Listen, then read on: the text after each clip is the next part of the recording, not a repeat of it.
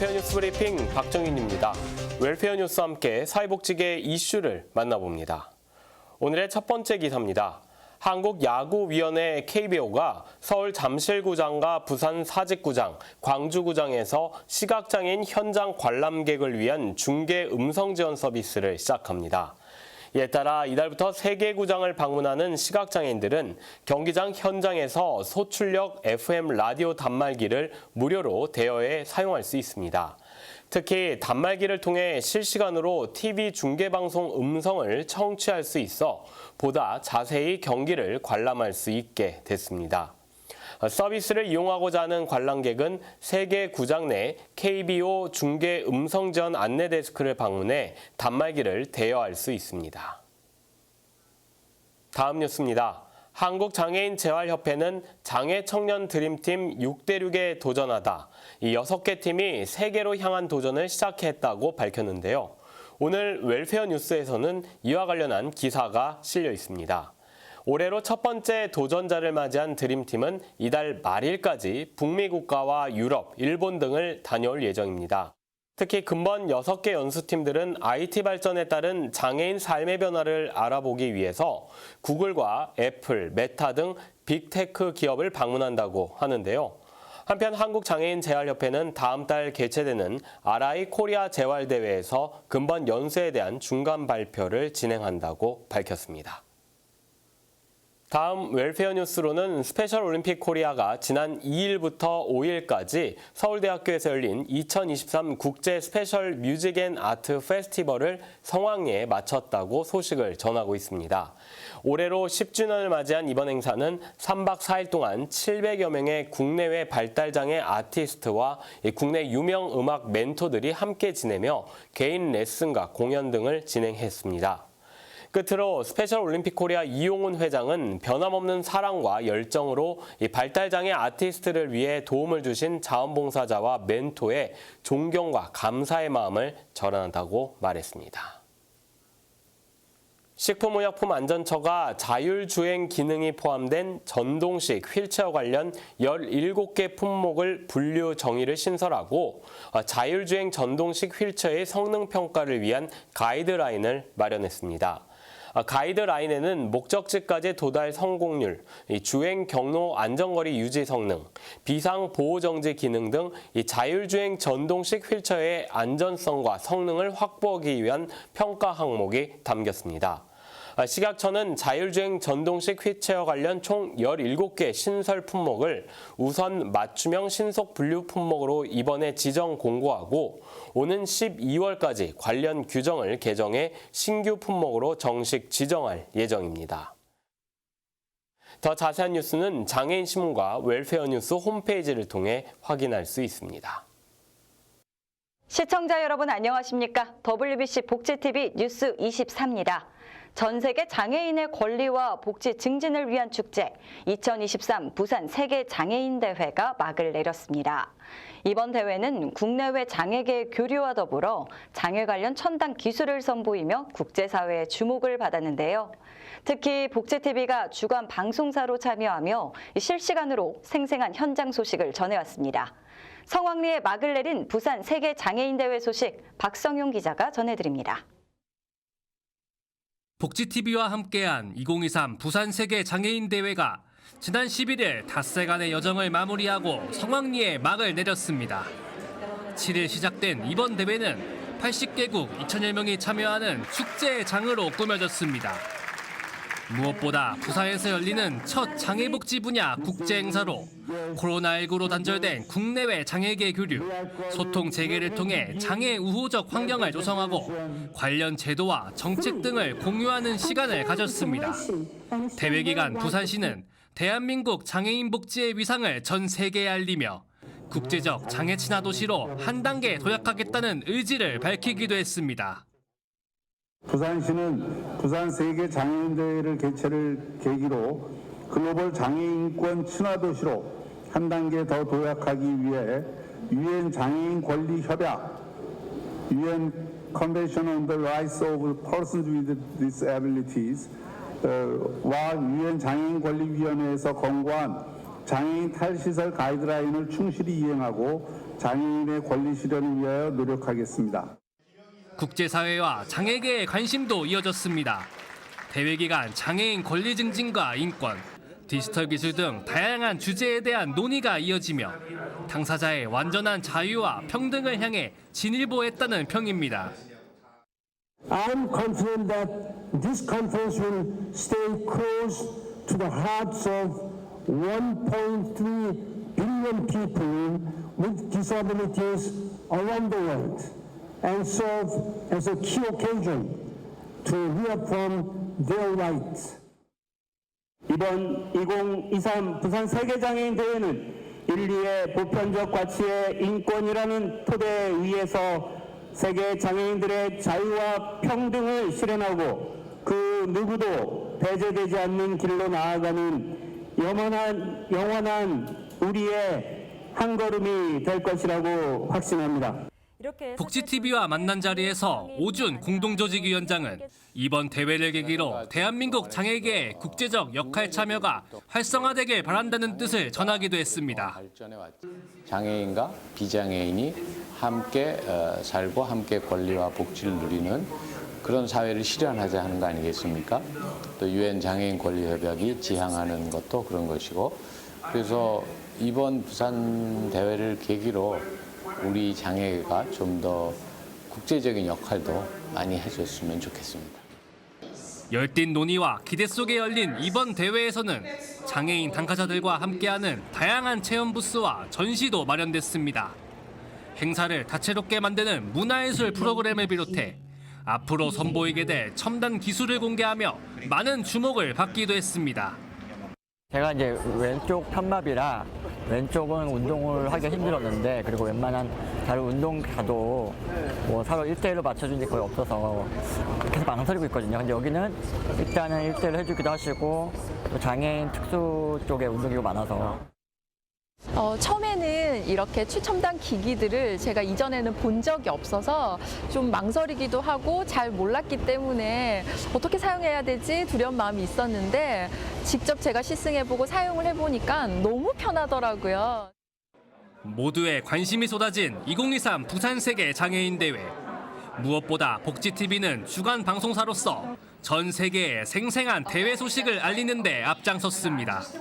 이번 대회에서 복지TV는 주간 방송사로 참여하며 대회 개회식을 비롯한 라운드 테이블, 병행 세션 등 다양한 행사와 논의회장을 유튜브를 통해 실시간으로 생중계했습니다.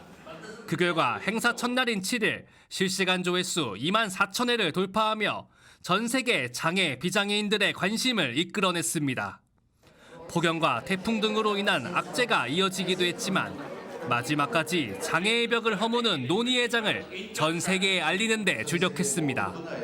앞으로도 복지TV는 장애인 복지 채널이자 부산 세계 장애인 대회 주간 방송사로서 장애인을 비롯한 취약계층의 입장을 대변하고 다양한 소식들을 신속하게 알리는 가교의 역할에 최선을 다하겠습니다. 복지TV 뉴스 박순종입니다.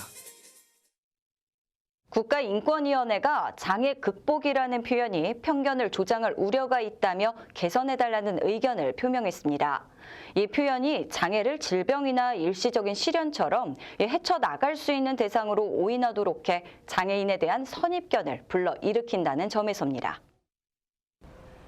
인권위는 지난 2월 지방자치단체의 장애인 포상 후보자 모집 공고문에 적힌 장애 극복이라는 표현이 인권 침해라는 진정을 접수했습니다. 또한 이 지자체의 공고문에 앞서 보건복지부는 지난해 12월 각 정부 부처와 17개 시도 장애인 단체 등의 공고문을 보내며 장애의 역경을 극복하거나 라는 문구를 기재했습니다. 해당 지자체는 장애의 어려움을 이겨낸 사람에 대해 사회적으로 통용된 표현이라고 해명하면서도 관련 단체로부터 의견을 수렴하겠다고 답변했습니다. 이에 인권위는 인권 침해라는 진정은 기각했지만 이와 별개로 장애 극복이라는 표현을 개선하는 것이 장애인의 인권 보장과 향상에 기여할 수 있다고 판단해 의견을 표명한다고 밝혔습니다. 서울시가 약자와 동행하는 교통정책 실현을 위해 오는 9월부터 장애인을 위한 교통수단을 늘리고 편리한 이용을 도울 개선 계획을 마련해 단계적으로 추진합니다. 장애인 콜택시 운행 확대부터 비휠체어 장애인을 위한 바우처, 인차 택시 활성화까지 폭넓게 지원할 전망입니다. 현재 장애인 콜택시의 대기 시간은 약 41분 수준으로 서울시는 대기 시간을 30분대로 유지하기 위해 장애인 콜택시 증차, 택시 업계와 협업을 통해 추가 차량 확충과 배차, 운영 방법을 개선한다는 계획입니다. 또한 휠체어를 이용하지 않는 장애인을 위한 인차 택시와 바우처 택시도 대폭 확대하는 한편 일상생활에서의 이동 외에도 여가와 관광 등 장애인 단체 이동을 지원하기 위한 장애인 버스 추가 도입도 추진합니다. 한국장애인 재활협회와 대학 장애 인권단체가 모인 장애인 대학생 네트워크가 대학 통학길 배리어프리 현장조사 보고서를 발간했습니다. 장대넷은 장애 대학생이 통학길에서 불편함을 겪는 사례가 많음에도 실태 조사가 미비하다며 직접 통학길 배리어프리 실태를 조사하고 개선안을 제안하고자 대학 통학길 배리어프리 조사 사업을 펼쳐왔습니다. 이번 조사는 지난해 1월부터 6월까지 9개 대학교 장애인권기구 소속 57명이 서울 6개 구의 8개 대학교에서 실시했고 수집된 자료를 분석해 배리어 프리를 위한 11개 공통 요구안과 6개 구 요구안을 제시했습니다. 요구안에는 버스, 지하철, 도보 통학 이용 학생에 따른 셔틀버스의 저상버스 도입 의무화, 전동 휠체어 고속 충전기 마련, 점자 블록 설치 의무화와 상태 점검 등의 내용을 담았습니다. 서울권역 난임 우울증 상담센터가 문을 열었습니다. 서울 지역의 난임 부부와 임산부, 양육모의 정서적 지원을 위해 상담센터가 본격적인 운영에 들어갔는데요. 최유라 기자입니다. 난임 부부와 임산부, 양육모의 정서적 안정을 위한 서울권역 난임 우울증 상담센터가 문을 열고 이번 달부터 본격적인 운영에 들어갔습니다. 서울시는 강남 세브란스 병원을 운영기관으로 선정하고 강남 세브란스 병원과 송파구 가든파이브에 상담센터를 설치했습니다. 이로써 전국의 난임 우울증 상담센터는 기존 6개소에서 8개소로 늘어났습니다. 센터는 전문의와 임상심리사, 간호사, 사회복지사 등 각 분야의 전문가를 배치해 전문적인 심리 상담과 맞춤형 정신건강 의료 지원을 제공합니다. 예약제로 운영되며 전화나 누리집을 통해 예약 후 이용할 수 있습니다. 매년 8월이 되면 우리는 이날을 기념하곤 합니다. 바로 광복절입니다. 1945년 8월 15일, 그로부터 78년이 지났습니다. 세월의 흐름 속에 우리는 그날을 어떻게 기억하고 있을까요? 목 놓아 기뻐 외쳤던 광복의 그날로 최유라 기자가 안내합니다. 작은 햇빛조차 들지 않는 차갑고 비좁은 방. 제대로 먹지도 못한 채 끔찍한 고문을 견딘 몸은 성한 곳이 한 군데도 없습니다. 영원할 것 같았던 캄캄한 어둠 속에서 굳게 닫혔던 철문이 열리고 그 사이로 들어오는 한 줄기의 환한 빛.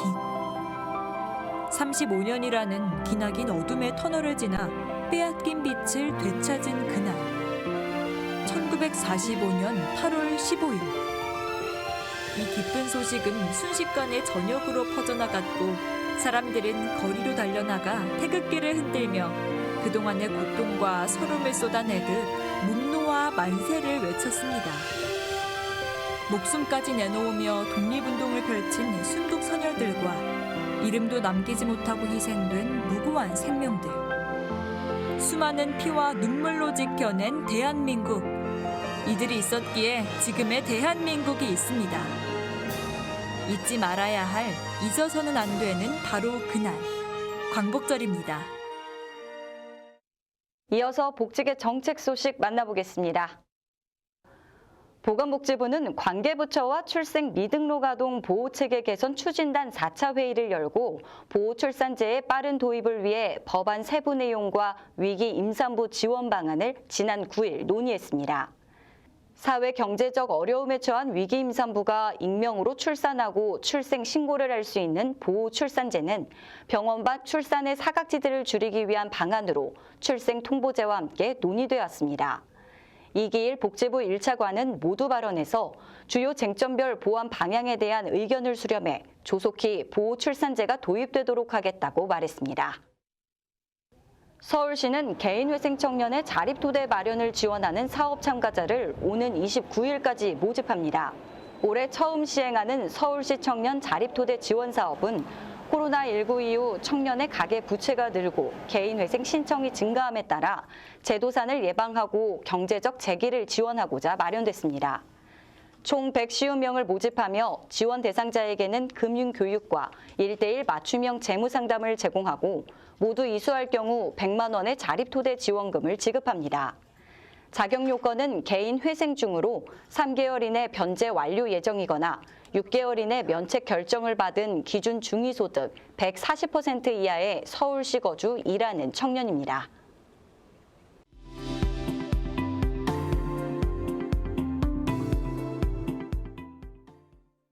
경기도 의정부시에서 지역의 장애인과 비장애인이 함께하는 징검다리 축제가 열렸습니다.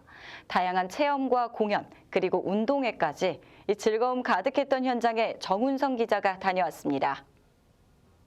지난 12일 의정부 실내체육관에서는 장애인 복지기금 사업 징검다리 축제가 열렸습니다. 경기장애인 부모연대 의정부시 지부가 주관하는 행사로 장애인과 비장애인의 만남의 자리입니다. 오늘 징검다리 축제는 장애인과 비장애인이 서로 이해를 넓히고 그리고 우리 함께 살아가는 법을 배워가는 그 과정 중에 하나라고 생각합니다. 우리 의정부시에서도 여러분들이 생활하는데 조금이라도 불편을 덜어주고 그리고 자기 삶을 살아가는 데 있어서 당당히 살아가실 수 있도록 뒷받침을 하는데 저희 역할을 다하도록 하겠습니다.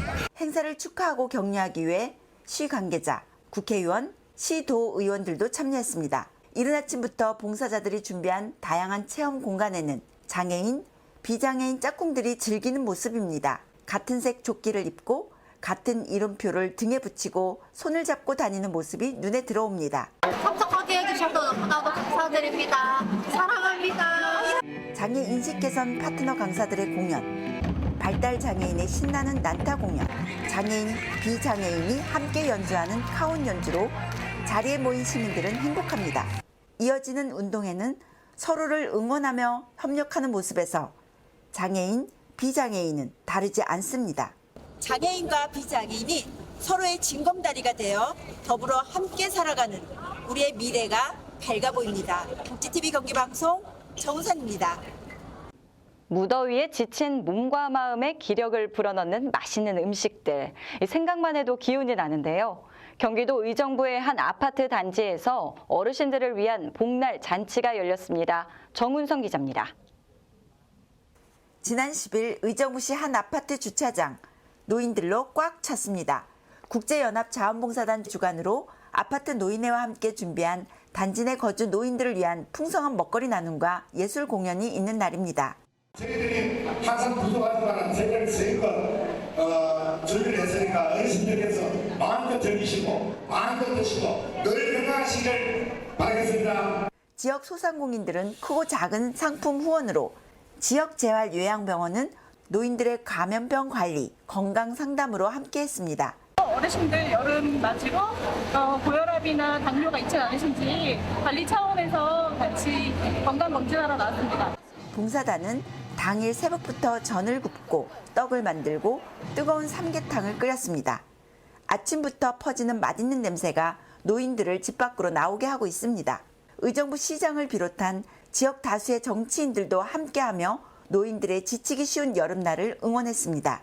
맛있는 음식과 함께 장구, 민요, 가요가 어우러진 예술 공연으로 노인들의 어깨가 들썩입니다. 정성을 담은 선물까지 준비하며 더운 날 지역 노인들을 위해 땀 흘리는 봉사단의 모습이 참 아름답습니다.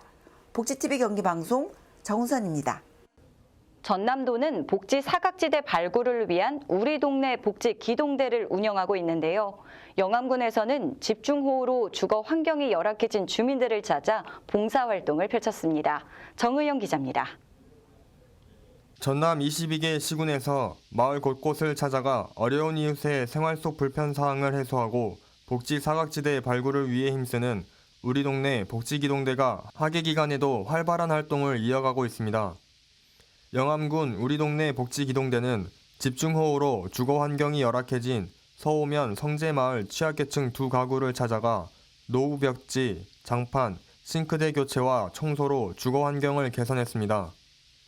봉사 현장에는 전남소방본부와 전남사회서비스원 등 협력기관도 참여해 주변 가구들을 대상으로 노후 전선 교체와 화재 경보기 설치 등 생활안전 서비스를 제공하고 이미용, 마사지, 반려화분 만들기 등 다채로운 체험 활동으로 마을에 활력을 불어넣었습니다.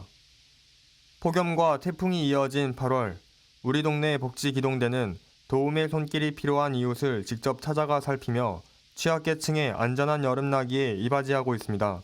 복지TV 뉴스 정은현입니다. 여러분, 지난 15일 광복절 어떻게 보내셨나요? 이 막바지 휴가를 즐긴 분들도 계실 것이고 일터에서 바쁜 하루를 보낸 분들도 계실 겁니다. 우리가 지금 이렇게 주체적으로 시간을 보낼 수 있는 것은 광복의 그날이 있기 때문이겠죠. 35년간의 일제강점기, 그리고 독립운동, 마침내 찾아온 광복, 그리고 오늘날 우리. 이 빛광에 회복할 복, 광복은 빼앗긴 주권을 도로 찾음이라는 뜻을 지닌 말인데요. 광복 78주년을 맞은 지금 국민 모두가 동등한 주권을 행사할 수 있는 시대인지는 생각해 봐야겠습니다. 장애, 나이, 인종 등 다양한 이유로 차별에 맞서야만 하는 국민들이 있죠. 이제는 이들의 이야기에 더욱더 귀 기울이고 변화하며 대한민국 광복의 진정한 의미를 찾아야 하는 때가 아닌가 싶습니다. 이상 WBC 복지TV 뉴스 24를 마칩니다. 시청해주신 여러분 고맙습니다. 우리 주변에서 일어나는 불공정한 사례부터 억울한 사연, 따뜻한 미담까지 장애인 신문과 웰페어 뉴스 홈페이지를 통해 보다 다양한 소식을 접할 수 있습니다. 시청자 여러분의 제보를 기다립니다. 웰페어 뉴스 홈페이지 또는 전자우편, 전화번호 02-2655-9519로 많은 제보 바랍니다.